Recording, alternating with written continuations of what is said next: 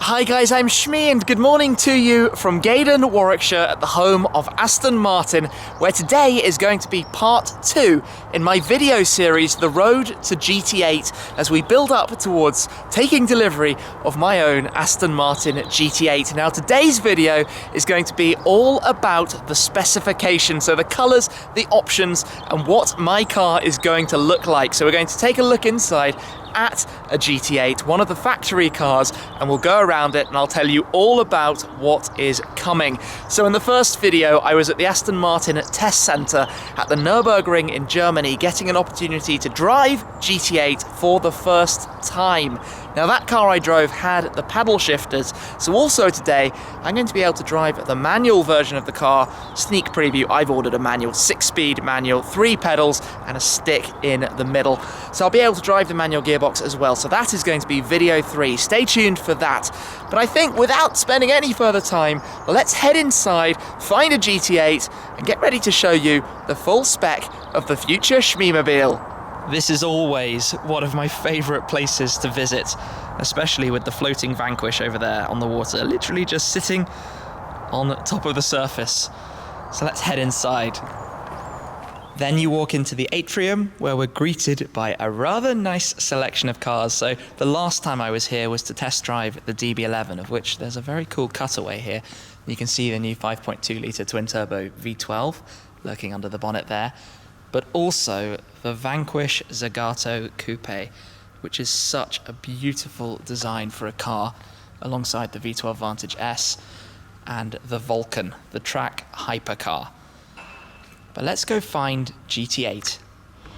A slight change of plans, and here we are with the Vantage GT8 outside the front door. So this is Aston Martin's sort of press fleet car, so to speak, but it's the one I'm going to have a look around now and show you in a bit more detail and talk about how my spec is going to relate to this.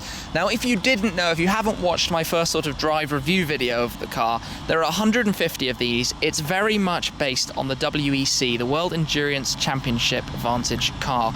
That means race inspired, hence the extended front carbon splitter, the cutaways behind the arches, in this instance the center lock wheels, the dual tone to the paint scheme as the sun comes back out on us there, the Aero kit with the rear wing, the aggressive rear diffuser, and in there the titanium exhaust system. So firstly, the Aero kit is an option, which includes that rear wing and that splitter, and I am most certainly having those on my car because you've got a GT8, you need to make it look like a GT8. In addition to that, the titanium exhaust system, it might be expensive, but I wouldn't have it any other way. It is one of the best sounds you could ever imagine hearing. I mean, let me just jump in right now and start the car quickly, just to give you a glimpse of this, because it's phenomenal. And that's just a normal startup from warm, and you can just hear it burbling away.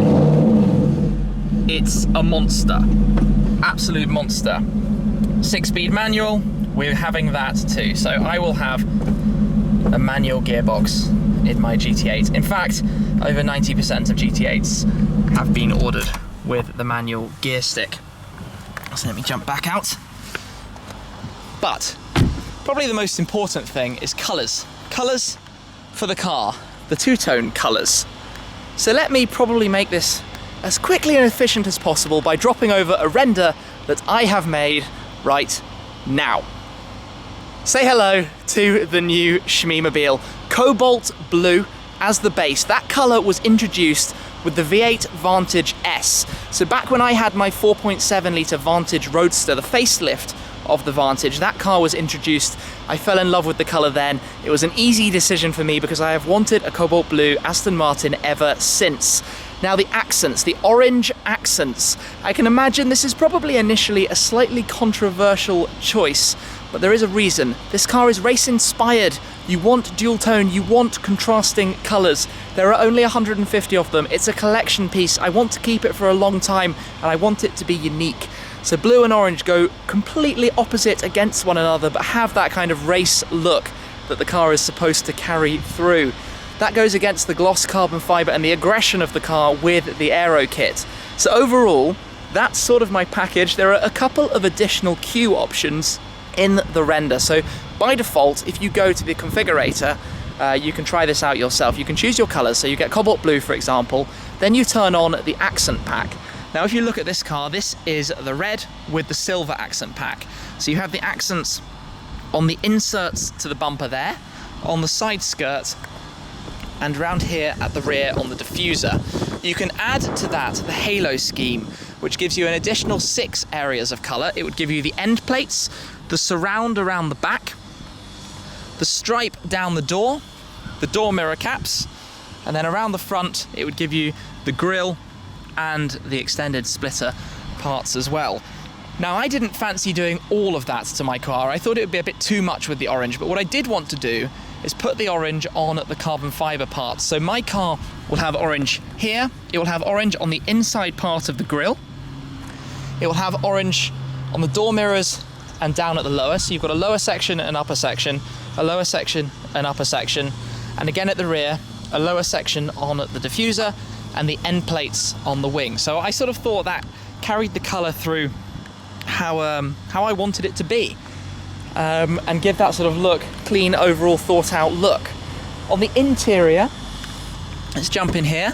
My car is going to be very similar initially to this. It's going to be based on obsidian black, mostly alcantara with a touch of leather. So I'll have the alcantara sports bucket seats, but I'll have the leather around the center and in certain areas of the doors. This car has the sort of red highlights you can see around the stitching and the likes. I'm going to have orange, so I'm going to have Californian poppy orange here on the door pull, the stitch, and around the stitching on the seats and the embroidery, for example. But enough taking a look around this car for the moment. Let's head inside and check out where the process starts. Now this is where the creativity happens, because there are a lot of choices and options, and to take a look through, I'm joined by Pete Cullen. How are you? Hello, how you doing? I'm very good. Pete works in the design here, so you're quite familiar with this sort of vast array of choices that we have in front of us and how it all works. Absolutely, so we've got 35 exterior colours, 32 leather colours and alcantaras as well. There's a huge amount that's going on here, and that's just the standard palette. So if you want to go beyond that, if you want something that's historical, or if you want, for instance, silver birch, which is the traditional James Bond colour, something that we can do. But if you also want to match your shirt, or maybe the second hand on your watch or something like that, that's something that we can do with it. And that's one of it. But you have such different types of cars, because I mean the GT8, for example, is not going to be completed in similar colour schemes to a Rapide. Absolutely. Very, very different. Absolutely. I think there's something there that covers everything. So everything from elegant, luxurious at one end, right through to Vulcan at the other end, which is incredibly extreme, loud, bold. Must have been quite an exciting one working on those specifications. Absolutely. But let's spin the camera around and take a look down here, where we've assembled the various different parts of the specification that's going to make up, well, my GT8, I suppose. And I should probably talk a little bit through this and about what I'm going for, but you have this sort of series of halo schemes, working with contrasting colours, creating bold and sort of very sporty designs for the cars. Absolutely. It's a way of inspiring, really. Think of it as a launch pad, so you can take something and then roll with it and make it your own. And it pretty much looks like that's what you've done with yours. So you've got certainly the objective to take. I mean, Cobalt Blue, a colour I truly love. It's been around since the launch of the Vantage S, but it's a colour that we can take a look at outside and on the DB11 outside, and it's very nice. And I wanted to contrast it, sort of taking in the race theme, because the GT8 is inspired by the WEC car, with something that's, I guess, even brighter. Hence where we've gone with the orange. So yeah, against the orange, the orange is going to pop really, really nicely against that blue. And I love the fact that you've also matched the contrast colour on the caliper as well. And you've brought it into the interior with the Californian poppy thread and the leather accent on the door pulls. Exactly. That's a really nice touch. That was completely my objective. So on the outside, we've got the gloss carbon fibre. Onto the gloss carbon fibre, you have the painted sections in the orange accent. So the orange, again, contrasts a lot against the black, with the blue sort of around the body, the orange calipers to match into that. And then one of the sort of best things with the interior options is you're able to customize so many different sections. So you've got, I've gone with alcantara through the seats, but leather on the dashboard for a sort of touch of elegance and sporty. I think this car sort of fits somewhere in the middle, so it's nice to be able to play with that. But then again, the Californian poppy orange for the door pulls and the stitch as well. And I suppose at this point I should quickly match it up with the exhaust tip too, which is Zerkotech, which is this. It's a ceramic coating on the exhaust pipe, which is just phenomenal. It's so nice. It's really technical as well. So yeah. So I mean, this should, I hope, come out like a rather good looking, a very bold car. Yeah, I think it's sort of an opportunity to be creative with it, and I think people might not necessarily understand that, but 150 GT8s, it's like working with any of the sort of top models with the Vulcans. There's a little bit of room to play and I think do what you want to do. So that is what I've done, and that's how I've concluded. But I mean, it's a fun place to start and get creative juices flowing. Fantastic. But no, thank you. Hope you enjoy it. Ventured back outside to take another look at this DB11 in the cobalt blue colour, so you can see it sort of on the camera, kind of, well, in person for me, how the car is going to look. You can see the sort of brights of the colour, similar to how my former McLaren was at the bright end, but the way the colour sort of drops away to darker sections around the shadows. So it's a very, very nice colour, a lot of depth to it, a nice silver metallic flake inside the paintwork, and one that I think looks very nice and obviously has the connection back to the Vantage because it was launched on the Vantage S. So it's a sort of colour that has storyline to this model. Now let me try and preempt a question I know is going to come up. Why GT8 given the price tag? It costs more than say a 570S or an R8 Plus, but what this car has is a serious emotional attachment. It is built to be awesome. It's built for the driving experience, for putting a smile on your face. Of course, for me, it also has the additional benefits of being that sort of link back to my first proper sports car, which was the V8 Vantage Roadster, almost a baby supercar, if you will, and where I guess my car ownership of, well, very exciting cars started, and this is the final run-out model of that series. So it's a pretty special machine. It's only, well, it's limited to 150 cars, so there aren't very many of them. It's going to be very, very exciting every time it goes out for a ride, and obviously, because of the limited run nature, it's more of a safe investment, say, than buying a new depreciating vehicle.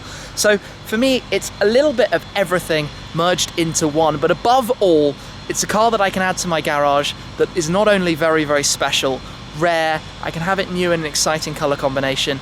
It gets me back to Aston Martin, a brand I've wanted to own a new car from for quite a while, and it's one that's going to look really, really cool in the collection. To do a recap of sort of options so far and run over some of the other optional spec I haven't yet mentioned, all the sort of visual carbon fibre I've ordered, optional grille, this sort of insert you see inside the front grille is an optional item, the forged carbon fibre badges, so cool. I mean, the Aston Martin wings are always cool, but I love that little touch. So one of those front and rear. The wheel options, so by default there's a 5-spoke wheel. You can have a number of different upgrades all the way up to a magnesium center lock, which I thought was a little bit crazy for regular road use. Even a normal center lock, so this is the center lock upgrade option. On the road, if you ever find yourself needing to change a wheel or tire, a little bit awkward, so I've gone for the upgrade to the 7-spoke option in black, but not with the center lock. The carbon fiber side valance, that's an option versus having it painted normal body color. Obviously we've done the Aero kit and the diffuser and the exhaust system, but also this carbon fiber section through the rear between the lights as well. I'm a bit of a sucker for carbon fiber. Carbon fiber and alcantara. Let's jump to the inside. Carbon fiber sill plaque here as you enter the car. Obviously had to have that. By default you have carbon fiber on the dashboard. A new option is this, the low line center console they call it. So normally you'd have a sort of raised storage bucket, but you can remove that to have the lower center console, which makes the gear stick slightly more accessible. Obviously we've done the colors and the embroideries, the trim and the like. This is my specification form. Now I can't show you that in full, but I'm going to take a quick glance at it to check for the things I may have missed, because we also have the reversing camera which displays on that central screen when it opens up. We've got the tracking system, the glass key, having the glass buttons down here rather than plastic buttons, which is just nice little touches. Stuff like the first aid kit, the auto dimming rear view mirror. What else do we have? The alarm upgrade, the steering wheel technology pack. So mine will have cruise control and Bluetooth controls as well on the steering wheel, which this doesn't have. Parcel shelf in the rear boot. Just small little details, but all the things you have to go through on a new car. And just remember, I guess, that this thing is based on the 10-year-old Vantage, so there are a lot of things that will be standard on the future model, standard on the next generation of Aston Martin Vantage, but not yet not on here, of course, being the previous series. But there we go, one last sort of flash up of the render in Cobalt Blue with orange accents, the black wheels, and some Q sections in the form of the front grille, the door mirrors, and the rear wings end plates. I hope you like the look of it as much as I do. I'm sure, being quite a bold and controversial design, a lot of you won't, but hopefully you'll change your minds when you see the final car, because we're going to be back here doing some pretty cool stuff with videos as the car is built. For now, I'm going to go off and drive this car my first time out in the manual GT8, so make sure you stay tuned, stay subscribed, and check that out. Catch up with you again soon. Cheers!